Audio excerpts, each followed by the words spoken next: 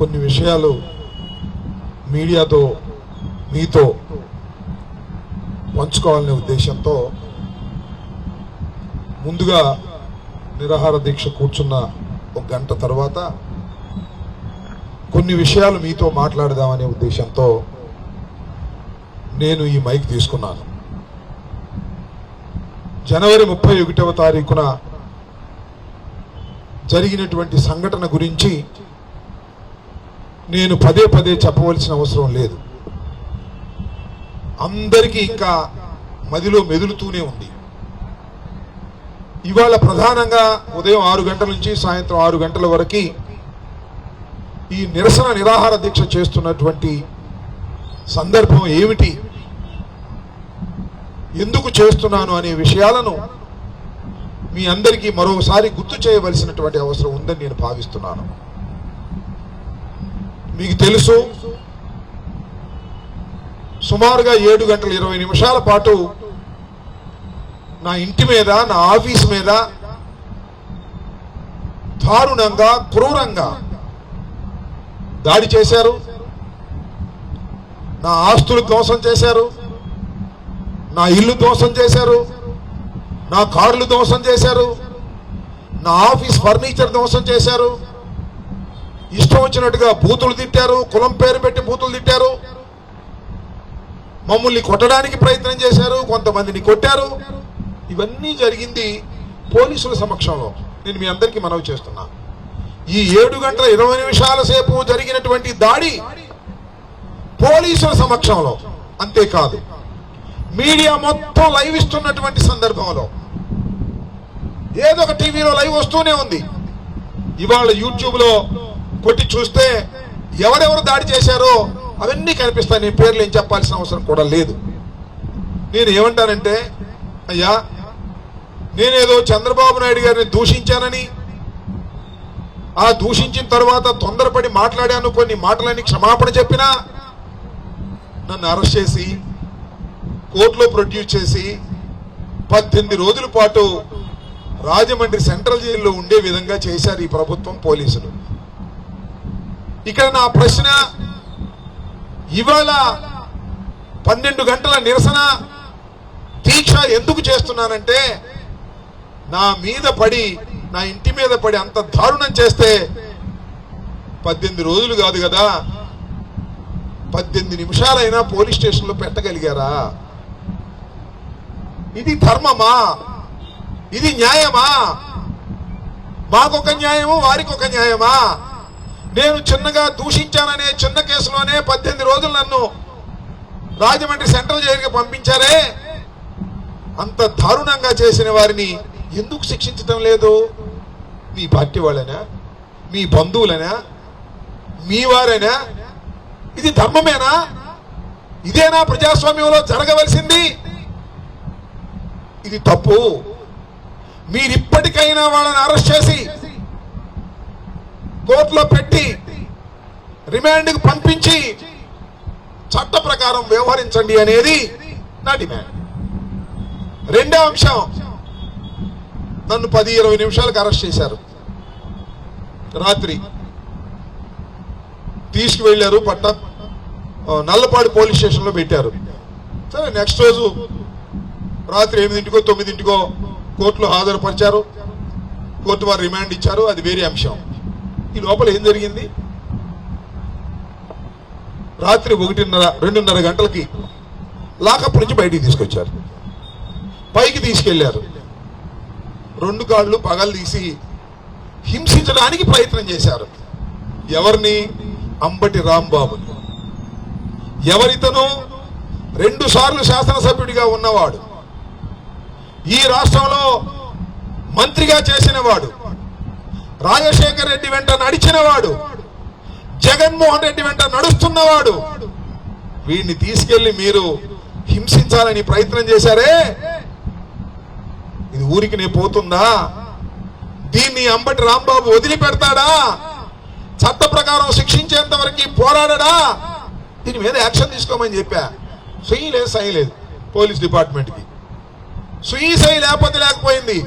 అంబటి రాంబాబు గారు చెప్పింది తప్పు, మేము చెయ్యలేదని ఒక్క అధికారి చెప్పాడా? చెప్పలా. అంటే ఒప్పుకున్నారు. రాంబాబు గారు చేసిన మాట నిజమే, మేము మాట్లాడమని నోరు మూసి కూర్చున్నారు. యాక్షన్ తీసుకోవటంలా. ఏమిటిది అని అడుగుతా ఉన్నా. ఈ ధర్మమేనా అని అడుగుతా ఉన్నా. దీని వెనకాల ఎవరున్నారు? లోకేష్ ఉన్నాడు, పెమ్మసాని చంద్రశేఖర్ ఉన్నాడు, ఆయన పైన చంద్రబాబు నాయుడు గారు ఉన్నారు. ఉంటే కొడతారా? ఉంటే నా ఇంటి మీద పడి దోషం చేస్తే కేసు పెట్టరా? నా ఇంటి మీద పడి దోషం చేస్తే వాళ్ళని లోపల పెట్టరా? ఇదేనా చట్టం? వదిలిపెట్టడి రాంబాబు, గుర్తుపెట్టుకోండి. నేను ఇక్కడ నుంచి హెచ్చరిస్తున్నా, పోలీసు అధికారులకు హెచ్చరిస్తున్నా, చంద్రబాబుని హెచ్చరిస్తున్నా, లోకేష్ ని హెచ్చరిస్తున్నా, పెమ్మసాని చంద్రశేఖర్ ని కూడా హెచ్చరిస్తున్నా. ఏదో 12 గంటల నిరాహార దీక్ష చేసి ఇంట్లోకి వెళ్ళి పడుకుంటాడు అనుకుంటారో ఈ రాంబాబు. ప్రాణం పోయినా వదిలిపెట్టను. ఆ అధికారులు శిక్షించేంత వరకు, నా ఇంటి మీద దాడి చేసిన వారిని జైల్లో పెట్టేంత వరకు నా పోరాటం వివిధ రూపాల్లో సాగుతూనే ఉంటుంది. గుర్తుపెట్టుకోండి. పెమ్మసాని చంద్రశేఖరు, చంద్రబాబు, లోకేష్ గుర్తుపెట్టుకోమని మనం చేస్తున్నా. ఈ కుట్రదారులు ఎవరయ్యా? ఏ అనుమానం లేదు. పెమ్మసాని చంద్రశేఖర్. ఎప్పుడైనా ఉన్నాయా గుంటూరులో ఇలా దాడులు? ఎప్పుడైనా ఉన్నాయా? ఎంతమంది మంత్రులు చేశారు గుంటూరులో? ఎంతమంది శాసనసభ్యులు చేశారు? ఎప్పుడైనా ఏదో ఘర్షణ ఉంటే ఆ ఎన్నికల సమయంలోనో ఆ బూతుల దగ్గర అట్టా ఇటా నెట్టుకోవడం తప్ప ఇళ్ల మీద పడి దాడులు చేసే సంస్కృతి ఈ గుంటూరులో తీసుకొచ్చింది పెమ్మసాని చంద్రశేఖర్. గుర్తుపెట్టుకో. దీనికి ప్రతిఫలం చట్టబద్ధంగా నువ్వు అనుభవిస్తావని కూడా ఈ సందర్భంగా చెప్పదలుచుకున్నా. కొత్త పిచ్చోడు కదా, పొద్దురగడు, అమెరికా నుంచి వచ్చాడు, మంచి క్యాష్ పార్టీ. ఒక్కసారి పార్లమెంట్ సభ్యుడు అయిపోయాడు, ఆ తర్వాత కేంద్ర మంత్రి అయిపోయాడు. రోజు పండగ అనుకుంటున్నావా? పండగ 2 రోజులు కూడా వస్తాయి. ఎప్పుడు శాశ్వతం కాదు. పెమ్మసాని చంద్రశేఖర్ గారు అయితే పెమ్మసాని చంద్రశేఖర్ ఒకటి తెలుసు, ఇక్కడిక్కడ ఎన్ని తగాదాలు పెట్టినా మన పొరపాటును ఓడిపోతే స్పెషల్ విమానంలో వెళ్ళిపోతాడు అమెరికాకి. ఇక్కడ మనం కొట్టుకుపోవాల్సింది. గుర్తుపెట్టుకోండి. తెలుగుదేశం వాళ్ళకి కూడా చెప్తున్నా. ఇంత దుర్మార్గమైనటువంటి కార్యక్రమాలు చేసినటువంటి పెమ్మసాని చంద్రశేఖర్ని గాని, ఆయన కేంద్ర మంత్రి అయినా ఏ మంత్రి అయినా, లోకేష్ గాని చంద్రబాబుని గాని వదిలిపెట్టే ప్రశ్నే లేదు. రోజులు ఎప్పుడు ఇలాగే ఉంటాయని అనుకోకండి. ఇప్పటికైనా జ్ఞానం తెచ్చుకొని అధికారులు ఇద్దరిని సస్పెండ్ చేయండి. చట్ట ప్రకారం ముందుకు కదలండి. ఎవరైతే నా ఇంటి మీద దాడి చేశారో, నేను ఏదైతే కంప్లైంట్ ఇచ్చానో ఆ కంప్లైంట్ లో వచ్చే సెక్షన్లు అన్నీ కూడా రిజిస్టర్ చేసి ఎఫ్ఐఆర్ ని ఆల్టర్ చేసి చర్య తీసుకోండి, శభాష్ అనిపించుకోండి తప్ప ఏమిటి అన్యాయం నాకు అర్థం కాదా. నిజంగా నా ఇంటి మీద దాడి జరిగినప్పుడు 1 గంట తర్వాత పోలీసులు వచ్చి లాఠీ చార్జ్ చేస్తే ప్రభుత్వానికి ఎంత పేరు వచ్చేది? మంచి పేరు. కొట్టేశారా? అంబటి రాంబాబు గారి ఇంటి మీద దాడి చేస్తుంటే తెలుగుదేశం అని కూడా లెక్క చేయకోకుండా పోలీసులు వ్యవహరించారు, శభాష్ పోలీసులు అనేటువంటి మాట వచ్చేదే కాదా? చెప్పండి. ఎందుకు ఈ దారుణానికి పాల్పడ్డారు? భయపెట్టాలనుకుంటున్నారా? వైఎస్ఆర్ కాంగ్రెస్ పార్టీ కార్యకర్తల్ని భయపెట్టాలనుకుంటే అది మీ పొరపాటు. అందులోనూ అంబటి రాంబాబును భయపెట్టాలనుకుంటే మరింత పొరపాటు అని మనం చేస్తున్నా. దీనికి ధైర్యంగా ఎదుర్కొనేటటువంటి శక్తి మాకు రాజశేఖర రెడ్డి గారి దగ్గర నుంచి వచ్చింది, ఇప్పుడు జగన్మోహన్ రెడ్డి గారి దగ్గర నుంచి వచ్చింది.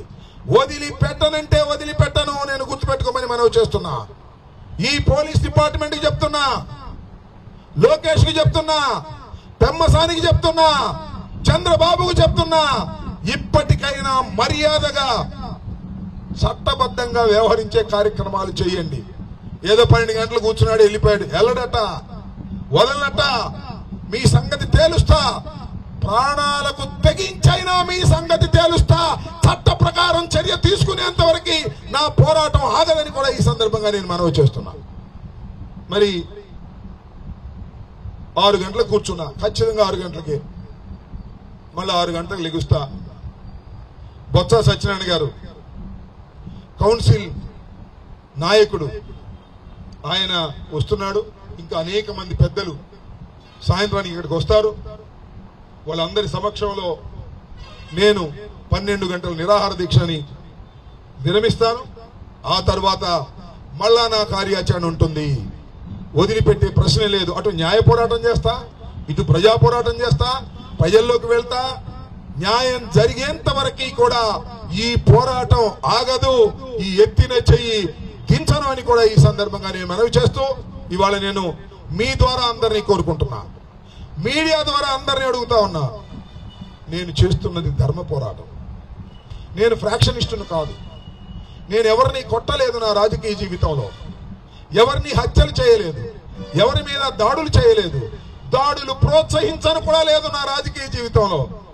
అలాంటి నా మీద ఈ రకంగా దాడి చేయటం, నా కుటుంబం మీద దాడి చేయటం, నా భార్య పిల్లల మీద దాడి చేయటం సమంజసమేనా?